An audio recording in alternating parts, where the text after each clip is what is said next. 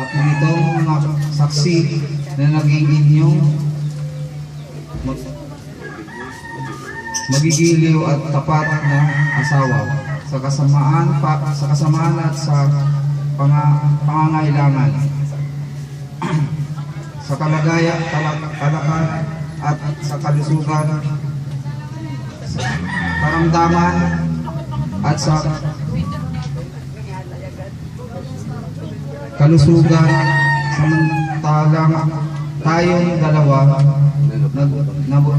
nabubuhay. Wala pa ka naman natin sa okay, si ano na. Okay, sasagot si Tachir. Parang naipit.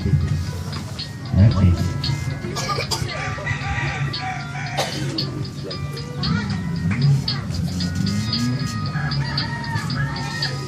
Ako si Rachel Araque.